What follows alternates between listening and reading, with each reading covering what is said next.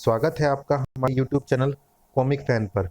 चलिए शुरू करते हैं निगेटिव्स का छठा और अंतिम भाग। तीसरे मोर्चे पर ध्रुव, चंडिका एवं परमाणु उपग्रहों को कंट्रोल करने के तरीकों से अनजान थे। कुछ समझ में नहीं आ रहा है, कोई भी कंट्रोल काम नहीं कर रहा है और किसी खराबी का संकेत भी नहीं मिल रहा है। ऐसा लग रहा है जैसे किसी और ताकत ने इस पर कब्जा कर रखा है। क्यों ना मैं इस कंट्रोल पैनल को ही उड़ा दूं, फिर तो उपग्रह अंधेरे में भटकते अंधे चूहे जैसे बनकर रह जाएंगे और हम आंख वाले चूहे बन जाएंगे। परमाणु, जैसा तुम सोच रहे हो वैसा नहीं हुआ तो फिर उपग्रहों पर हमारा कोई कंट्रोल नहीं रह पाएगा। अभी हम कम से कम इनसे जुड़े हुए तो हैं। एक मिनट, अगर इजाज़त दे तो मैं एक नज़र मार लूँ। इजाज़त भी बाद में मांग रही है। यह बहुत तेज़ी से काम करती है। चंडिका, ये सर्किट्स अपने आप को बचाना चाहते हैं। देखते हैं कि कैसे बचते हैं ये सर्किट्स जब इनमें कोई पावर ही नहीं रहेगी। अब आप आराम से सर्किट्स की जांच कर सकते हैं। नहीं, इनके अंदर अभी भी पावर मौजूद है। ये अभी भी पांचों सैटेलाइट से कनेक्टेड है। अब ये सर्किट सैटेलाइट में मौजूद सोलर पावर सिस्टम से रेडियो तरंगों के द्वारा पावर प्राप्त कर रहे हैं। मुश्किल है पर यह संभव है। अब बस एक ही रास्ता है। ये पूरा सिस्टम एक खास प्रोग्राम पर चलता है। यह चिप ऐसी ही किसी स्थिति से बचने का हमारा आखिरी डिफेंस है। इसमें ऐसा एंटी प्रोग्राम है जो इस कंट्रोल पैनल के साथ साथ उपग्रहों के सिस्टम को भी ठप कर देगा। बस इसको स्लॉट में डाला और आहा, इनका तो पूरा शरीर काला पड़ गया। शुक्र है कि इनकी सांसें चल रही है। अगर यह चिप ही समस्या का हल है तो हमको दूसरा प्रयास करना ही पड़ेगा, चाहे जान जाए या रहे। ध्रुव देखो, चिप इधर उछाल दो और यहाँ से जिंदा वापस जाने का चांस पाओ, वरना ना जान रहेगी और ना वापस जाने का चांस। हर रास्ते पर अवरोध खड़े थे, यहाँ भी और यहाँ भी। तुम्हारा ख्याल सही था तिरंगा। हमारे अंदर इनके खिलाफ प्रतिरोधक क्षमता पैदा हो गई है। पर यह कैसी काली शक्ति है जिसके खिलाफ कोई प्रतिरोधक क्षमता पैदा हो सके? भाई, मैं सत्य के साथ रहता हूँ, वैज्ञानिकों के साथ नहीं। अगर बच गए तो उनसे ही पूछ लेना। अभी तो यह सोचो कि हर इंच से पैदा हो रहे इन नेगेटिव से हम निपटे कैसे। ये जहाँ से भी निकल रहे हैं वहाँ की धरती में दरार पैदा कर रहे हैं। इससे तो ज़मीन कमज़ोर होकर नीचे धंस जाएगी। ओह, अब समझ में आया इनका खेल। निगेटिव्स इन लोगों को दरारों में गिराकर अपनी संख्या बढ़ा रहे हैं ताकि वे मानवों का सामना आसानी से कर सके। तो फिर हमें इनकी संख्या को कम करना होगा। ऐसा वार करना होगा जो इन सबका एक बार में सफाया कर दे। वह तरीका मुझे दिखाई दे रहा है, पर उसके लिए मुझे इस अंधकूप में उतरना पड़ेगा। पर अवरोध बहुत है। बार बार निगेटिव्स बीच में आ रहे हैं। नहीं, तुम्हारे ऐसा करते ही इनको हमारे प्लान की भनक लग जाएगी। तुम अपना काम करो, निशाना साधो, मैं तुम्हारा रास्ता साफ करता हूँ। तिरंगा और डोगा ने योजना तो बना ली थी, पर यह योजना निगेटिव्स को ख़त्म करने की थी या फिर खुद को? यह खुद ब्रह्मांड रक्षकों को भी पता नहीं था। हर मोर्चे पर जान दांव पर लगाई जा रही थी। यह तो कोई अद्भुत इच्छाधारी सर्प है। मेरी तीव्र विष फुकार को यह पानी की तरह पीता जा रहा है, लेकिन इसकी फुकार मेरे चारों तरफ अंधा कर देने वाला विषमेघ फैला रही है और इसकी गंध मुझे अचेत भी कर रही है। इसका विष मेरे शरीर के अंदर पहुंचकर अपनी मात्रा बढ़ा रहा है, और वह भी मेरी ही जीवन ऊर्जा को प्रयोग करके। और यह विष अपनी मात्रा बढ़ाकर मेरी नसों को अवरुद्ध कर रहा है। सूक्ष्म सर्पों, तुम्हें इस विष को चूसकर बाहर फेंकना होगा। Nagraj, do you copy? Oh, ब्रह्मांड रक्षक वेवलेंथ पर ध्रुव का मैसेज। कॉपी ध्रुव, क्या रिपोर्ट है? गड़बड़ है नागराज। कंट्रोल सेंटर खुद निगेटिव्स के कब्जे में है। निगेटिव? अब कंट्रोल सेंटर पर कौन निगेटिव बचा है? केशिनी, सतर्क कर दो अपने दोस्तों को, वरना वे भी तुम्हारी तरफ पहले अपने होश खोएंगे, फिर अपनी जान। यह विष बादल तुम्हारी सिर्फ दृष्टि को रोक लेगा और तुम अब अंधेरे में नहीं देख पाओगे। अब तुम ना वार कर सकोगे और ना बच सकोगे। समझदारी इसी में है कि मेरे साथ आ जाओ। नागराज, नागराज की सिर्फ दो नहीं, अनगिनत आंखें हैं। मैं देखूं या मेरे सांप, बात एक ही है। कुछ भी कर लो नागराज, पर इसके विष से तुम्हें सिर्फ मैं बचा सकती हूँ। सिर्फ तल क्षेत्र का शासक ही इस विष को उतार सकता है। उसकी आवश्यकता नहीं है। मैंने इस विष को स्वीकार कर लिया है। अब यह मुझे हानि नहीं पहुंचा सकता। यह तो और अच्छा हुआ। अब तुम मरोगे तो नहीं, पर अब तुम्हें मेरा गुलाम यानी निगेटिव बनने से कोई नहीं बचा सकता। कोई नहीं। संभल कर ध्रुव, इस काली ऊर्जा के संपर्क में आते ही तुम भी निगेटिव्स बनना शुरू हो जाओगे। डोगा से भिड़ते वक्त मुझे इसका आइडिया हो चुका है, पर एक चीज मैंने जरूर नोटिस की थी, इन पर किसी वार का खास असर नहीं होता, जैसे कि ये ठोस ना होकर रेत का ढेर हो। बस एक चीज से इन्हें तकलीफ होती है, तेज रोशनी से। उम्मीद है कि इमरजेंसी जनरेटर काम कर रहा है। यही मौका है। उफ, अब क्या हुआ? लोरी का मैसेज आ रहा है। लोरी, थैंक गॉड कि तुम अभी तक ठीक हो। घबराना मत, मैं अपने प्रयास। क्या? सच में? पर यह काम होगा कैसे, वह भी इतनी जल्दी? परमाणु परमाणु कर सकता है ये काम। उससे ब्रह्मांड रक्षक फ्रीक्वेंसी पर संपर्क करना होगा। परमाणु? ध्रुव हियर, तुम कहाँ हो? बताने का मौका नहीं था ध्रुव, वरना निगेटिव भी सुन लेता। अगर हम कंट्रोल पैनल को नष्ट नहीं कर पा रहे हैं तो हमको सैटेलाइट्स को ही नष्ट करना पड़ेगा। वाह, यानी तुम आधा रास्ता पार भी कर चुके हो। मैं भी तुम्हें यही बताने वाला था। मुझे लोरी का मैसेज आया था। लोरी के अनुसार ये पांचों गोले 5 अलग सैटेलाइट्स में फिट है। लोरी को मिल रही तरंगों के अनुसार एक बार में सिर्फ 4 सैटेलाइट की आपस में कनेक्टेड रहती है। कोई एक सैटेलाइट हमेशा फ्री रहती है। शायद वे पांचों गोले एक समय में एक साथ कनेक्टेड नहीं रह सकते। इनको यह सर्किट खुला रखना होता होगा। अगर यह सर्किट क्लोज हो गया तो शायद इनके द्वारा रोकी गई सौर ऊर्जा इनको ही नुकसान पहुंचा सकती है। तुम्हें इस सर्किट को पूरा करना होगा, मतलब कि पांचों सैटेलाइट्स को आपस में जोड़ना होगा। लेकिन उन गोलों में डिफेंस सिस्टम मौजूद है। वे गोले अपनी तरफ आने वाली किसी भी चीज की नियत भांप सकते हैं और उनको नष्ट भी कर सकते हैं। तुम्हें सतर्क रहना होगा। आहा, तुमने यह बात बताने में देर कर दी ध्रुव। युद्ध अपने निर्णायक चरण में था। एक क्षण का अंतर भी पलड़े को किसी की तरफ भी झुका सकता था। जल्दी करो डोगा, इसका हर बार हम दोनों को तेजी से निगेटिव बनाता जा रहा है। अगर ऐसा हो गया तो हमें अपने होशोहवास कायम रखने मुश्किल हो जाएंगे। चिंता मत करो। डोगा की अंगुली एक बार ट्रिगर पर कस गई तो गोली वहीं जाकर धंसती है जहां डोगा अपनी आंख गड़ाता है। तुम बस ऊपर आ जाओ। यह क्या? सिलेंडर से भरा ट्रक छोड़कर सिर्फ एक सिलेंडर को निशाना बनाया। इस धमाके से निगेटिव्स का तो काला दांत भी नहीं टूटेगा। सिर्फ दांत नहीं, मुंह टूटेगा। यह सिलेंडर इस गड्ढे का रास्ता और साफ कर देगा। ट्रक और नीचे यानी तल क्षेत्र की तरफ धसेगा और फिर डोगा अंतिम और निर्णायक वार करेगा। तेजी से तल क्षेत्र की तरफ बढ़ता ज्वलनशील सिलेंडरों से भरा ट्रक अभी भी अपनी मंजिल से दूर था, लेकिन नागराज अपनी मंजिल के करीब पहुंच चुका था। इसका विष मुझे निगेटिव बनाने के साथ ही मुझे इस पर असरदार वार करने की शक्ति भी दे रहा है। यह अब मेरे वारों को महसूस जरूर करेगा। इस पर जितना वार करोगे उतना ही यह तुम्हारी शक्ति को सोखेगा। नागराज, यह व्यर्थ का प्रयास मत करो। जल्द ही यह अपने आप को संभाल लेगा। मैं इसे संभलने का मौका नहीं दूंगा। सबसे पहले इसकी शक्ति का केंद्र, इसकी मनियां जाएंगी। इसका मौका ये तुम्हें नहीं देंगे। तल क्षेत्र के हर इंच से पैदा होते जा रहे निगेटिव्स के वार नागराज को निगेटिव में बदलते जा रहे थे। उफ, अंदर से निगेटिव विष का असर और बाहर से ताबड़तोड़ वार। अब मेरे ऊपर से मेरा नियंत्रण हट रहा है। मैं निगेटिव बनता जा रहा हूं।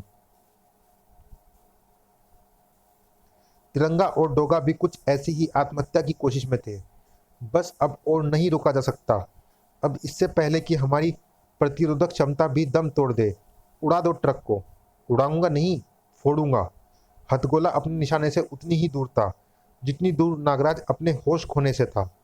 अब अगर जल्दी ही कोई मदद ना मिली तो नागराज, अब कोई भी व्यवधान इस असंभव को संभव बनने से रोक नहीं सकता है। ये आग और घी का मिलन हो गया था। आग भड़कनी तय थी।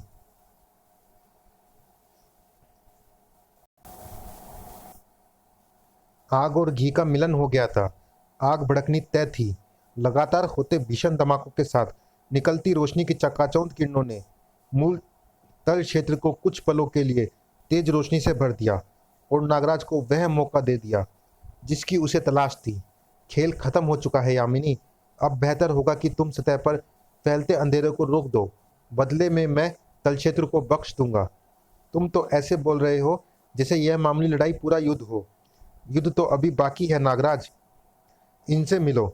ये तल क्षेत्र के नहीं बल्कि तुम्हारी सतह क्षेत्र के मनुष्य है नागराज, जिनको तल क्षेत्र के वातावरण और मेरी खास शक्तियों ने निगेटिव्स में बदल दिया है। देखना यह है कि तुम इन लोगों पर कौन सा जानलेवा वार करोगे जिनकी रक्षा का तुमने वचन लिया हुआ है। ओह, इन पर मैं वार नहीं कर सकता क्योंकि ये अपने वश में नहीं है। पर अगर वार नहीं करता हूँ तो मुझे भी इनके जैसा बनने में ज़्यादा वक्त नहीं लगेगा। नागराज का अपने मस्तिष्क पर से नियंत्रण हटने में एक पल से ज़्यादा का वक्त नहीं बचता। इनसे निपटना हमारा काम है नागराज, तुम अपना काम करो। तुम लोगों ने सचमुच कमाल कर दिया डोगा और तिरंगा। तल क्षेत्र तक आप पहुंचे और पहुंचने से पहले ही मैदान भी साफ कर दिया। अब मैं तुम पर कोई दया नहीं दिखाऊंगा यामिनी। अब तक मैं तुमको इसलिए छोड़ रहा था ताकि तुम अपनी गलती को सुधारने की हालत में तो रहो, पर अब लगता है कि तुमको अकल टेढ़े रास्ते से ही आएगी। तुम भूल गए नागराज, हम पर ऐसे वारों का कोई असर नहीं होता। भूल तो तुम गई यामिनी। तुम्हारी मेहरबानी से ही तुम्हारे नेगेटिव इच्छाधारी नाग ने मेरे शरीर में अपना विष डालकर मेरे वारों में वह शक्ति पैदा कर दी है जो निगेटिव्स पर भी असरदार है। एक और मौका देता हूँ। मौका तो तुम्हें मैं देता हूँ नागराज, माफ़ी मांगने का।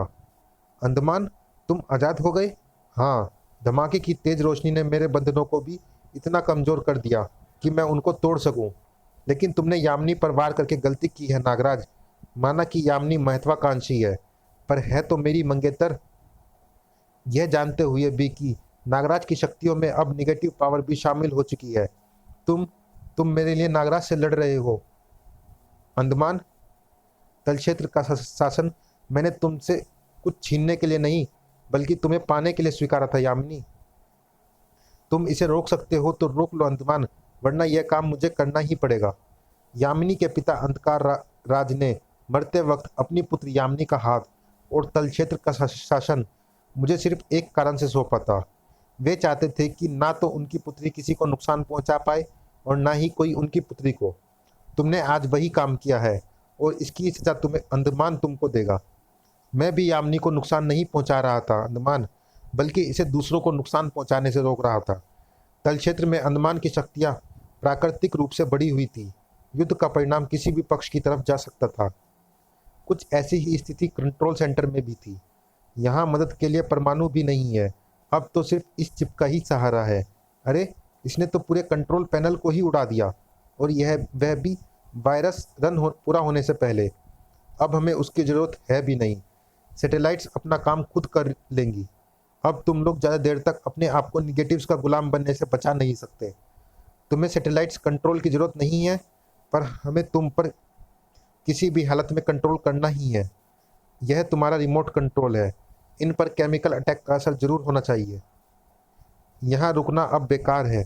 हमें बाहर जाकर ब्रह्मांड रक्षकों की दूसरे मोर्चे पर मदद करनी। तुम बाहर नहीं जाओगे, कम से कम अपने पैरों पर चलकर तो नहीं। अब तक मैं दो रूपों में बंटकर अपनी शक्तियों को बांटकर आधा कर रही थी, पर अब मैंने शक्तियाँ समेट ली है और अब मैं तुम्हारा वही हाल करूँगी जो मैंने सर्किट बोर्ड का किया था। ओ गॉड, केमिकल का असर हुआ तो, पर टिका नहीं। इसने हमें कैद कर लिया है। उफ, अब तो एक ही रास्ता बचता है चंडिका। अगर हम किसी तरह इसे बाहर सूर्य की रोशनी में ले जा सके तो। आओ, पर कैसे?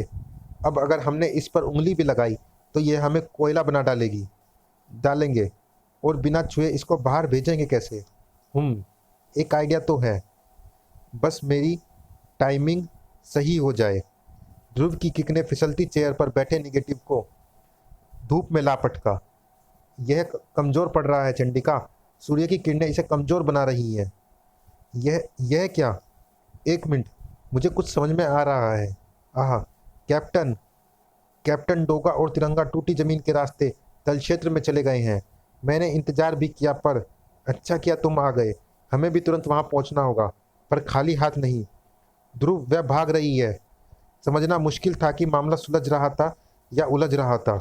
यहाँ भी और यहाँ भी परमाणु पर ब्लैक एनर्जी हावी हो रही थी। होश में आओ परमाणु, इन उपग्रहों को सिर्फ तुम ही नष्ट कर सकते हो। हमारी तिलिस्मी शक्तियों को यह मानने से इनकार कर रहा है। मैं वार नहीं करूँगा। जो भी हो रहा है वह सही हो रहा है। दादाजी, मुझे खुद वहाँ पर जाने की इजाज़त दीजिए, वरना देर हो जाएगी। कोई फ़ायदा नहीं भारती, यह काम परमाणु ही कर सकता है। तुम्हें अंतरिक्ष में तिलिस्म रचने का खास अनुभव भी नहीं है। यह काम मेरे तिलिस्मी अक्ष को ही करने दो।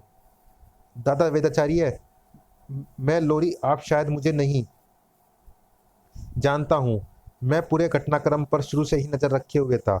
आखिरकार यहाँ की स्थिति में मुझे दखल देना ही पड़ा। यह ब्लैक एनर्जी सूर्य की तरह परमाणु के शरीर से भी प्रकाश कणों को सोख रही है। इसे प्रकाश कणों की आवश्यकता है। समझ गया, पर यह ऊर्जा बहुत प्रबल है। मेरे तिलिस्मी वार को इस तक पहुंचने से पहले ही विफल कर दे रही है और अब परमाणु वापस पृथ्वी की तरफ जा रहा है। आह दादाजी, बस बहुत हो गया। मैं पहले ही कह रही थी। मुझे पता था कि दादाजी का वृद्ध शरीर इतना तिलिस्मी दबाव नहीं झेल पाएगा, पर अब मेरा तिलिस्मी वार यह काली ऊर्जा नहीं झेल पाएगी। मैं इसे तिलिस्मी वार से अपने शरीर में खींच लूंगा और परमाणु को आजाद करूंगा। आह, क्या हुआ था मुझे? ये कौन है? जो भी है, इसी ने अपनी जान दांव पर लगाकर मुझे बचाया है। मैं परमाणु, मैं लोरी, अब मैं तुमसे भी संपर्क बना पा रही हूँ। अभी तुम्हारे सामने वे दो उपग्रह ही आपस में जुड़े नहीं हैं। अगर इनको जोड़ दिया जाए तो शॉर्ट सर्किट हो जाएगा, पर यह होगा कैसे? मैं मीलों दूर इन उपग्रहों को हाई फ्रीक्वेंसी फोटोन रेज से ही जोड़ सकता हूँ, पर इन रेज का दूसरा छोर तो हमेशा मुझसे ही जुड़ा रहेगा।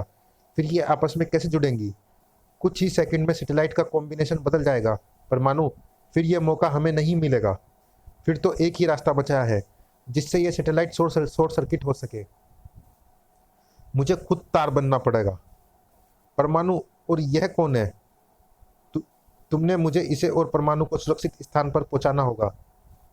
एक मोर्चा एक बड़ी कीमत पर जीत लिया गया था, परंतु अभी असली खतरा बरकरार था। यामिनी ने जो किया गलत किया, पर यह हमारा अंदरूनी मामला है। परंतु तल क्षेत्र में आकर हमें धमकी देने की सजा तो तुझे भुगतनी ही होगी। उफ, तल क्षेत्र ने इसकी शक्ति कई गुना बढ़ गई है। अब मुझे यह भीषण वार करने पर विवश होना पड़ रहा है, जो शायद इस चलते क्षेत्र को ही समाप्त कर दे। अब यह संग्राम आर पार के युद्ध में बदल रहा था कि तभी वह आश्चर्य घटित हुआ। रोक रोक दो यह युद्ध। केशिनी, तू तो मानव रूप में बदल रही है, पर कैसे? हम बताते हैं। बताते क्या हैं, दिखाते हैं कि यह कैसे हुआ। देखो, ये क्या है? तुम्हारा इलाज।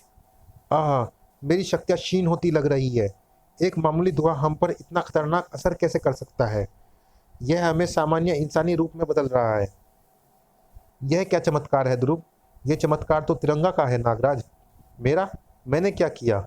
जब चंडिका ने पहले मुझे उसकी ओर तिरंगा की मुठभेड़ के बारे में बताया तो मैंने ध्यान नहीं दिया था कि तिरंगा में निगेटिव से सामान्य बनने की प्रक्रिया उस एंटीबायोटिक पाउडर से भरे कार्टन्स पर गिरने के बाद ही शुरू हुई थी, जिसे सैटेलाइट को जीवाणु रहित करने के लिए प्रयोग में लाया जाता है। जब यह घटना केशनी के साथ रिपीट हुई, तब यह स्पष्ट हो गया कि इंसान के निगेटिव्स बनने की प्रक्रिया में किसी खास बैक्टीरिया का योगदान होता है, जिसमें उस बैक्टीरिया को धारण करने की जितनी क्षमता होगी वह उतना ही अधिक शक्तिशाली निगेटिव होगा। और अगर निगेटिव शक्तिशाली होगा तो उसके अंदर उस बैक्टीरिया को फैलाकर दूसरे को भी नेगेटिव बनाने की क्षमता उतनी ही ज़्यादा होगी। पर यह पाउडर इतने प्रेशर के साथ नीचे कैसे आ रहा है? स्टारकॉप्टर की मदद से। वाह ध्रुव, एक ही झटके में तल क्षेत्र का खतरा साफ कर दिया तुमने। पर अभी सैटेलाइट्स में मौजूद उन गोलों का खतरा बरकरार है नागराज, और वे गोले बैक्टीरिया की मदद नहीं लेते। वह खतरा भी दूर हो चुका है। लोरी, हाँ ध्रुव, परमाणु ने अपनी जान पर खेलकर उन गोलों को निष्क्रिय कर दिया है। दादा वेदाचार्य परमाणु का इलाज कर रहे हैं। वह खतरे से बाहर है। देखा तुमने यामिनी, तुम्हारी सतह पर जाने की हिमाकत ने तल क्षेत्र का विनाश कर दिया। तुम्हारे पिता की वर्षों की मेहनत अब धूल में मिल जाएगी। एक ही तरीका है, अगर निगेटिव्स को कुछ करो, कुछ भी करो। एक ही तरीका है, अगर निगेटिव्स को बचाना है तो तल क्षेत्र को और नीचे ले जाना होगा। और सौभाग्यवश तुम्हारे पिता ऐसी आपात स्थिति के लिए वह इंतजाम करके गए थे। ओह, अंडमान ने आत्महत्या की ठान ली है। हमें यहाँ से तुरंत निकलना होगा। यह पूरा क्षेत्र खंड खंड हो रहा है। ओह, हम सही समय पर सबको सुरक्षित बाहर निकाल लाए। उम्मीद है कि अब निगेटिव्स का आतंक हमेशा के लिए समाप्त हो गया है। अंडमान आत्महत्या करने वालों में से नहीं है। मुझे लगता है कि फिलहाल वह जिंदा है और ताकत बटोरने के लिए समय चाहता है। खतरा बस कुछ समय के लिए टला है, पर अब हम बीमारी को भी जानते हैं और उसके इलाज को भी। लेकिन अगली बार नेगेटिव्स आए तो वे जरूर नई रणनीति और नई शक्तियों के साथ आएंगे।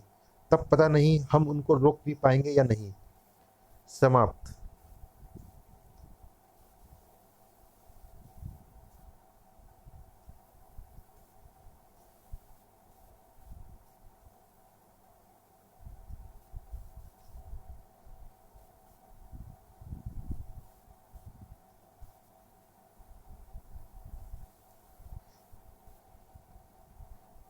एक को तलाश है अपने अस्तित्व की, तो दूसरे के अस्तित्व पर लगा है सवाल या निशान। लौट आया है राजनगर का रक्षक, या फिर यह हिस्सा है राजनगर के खिलाफ किसी घिनौने षड्यंत्र का। मैक्सिम दुश्मन बनकर रहेंगे राजनगर को नेस्तनाबूद, या नायक बनकर कर देंगे राजनगर को मैक्सिमम सिक्योरिटी। ध्रुव की कॉमिक्स। द वर्चुअल्स। आखिरी। अलादीन।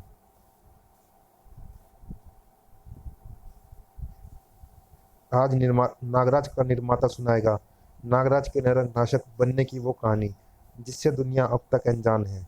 नरकनाशक का पहला सफर जो वर्षों पहले कौटिल्य नागमणि के हाथों आरंभ हुआ और जो अब कौटिल्य नागमणि के हाथों ही खत्म होगा। नरकनाशक, नागराज के अस्तित्व की महागाथा का पहला अध्याय। युगम दारिद्र्य अस्य सर्वनायक सीरीज। चलिए दोस्तों, इस कॉमिक्स में इतना ही। ये कॉमिक्स आपको कैसी लगी हमें कमेंट बॉक्स में ज़रूर बताइएगा, और कौन सी कॉमिक्स आप हमारे चैनल पर देखना चाहते हैं यह भी आप हमें ज़रूर बताइएगा। मिलते हैं किसी अगली कॉमिक्स में, तब तक के लिए धन्यवाद। तो बहुत लंबी कॉमिक्स होगी।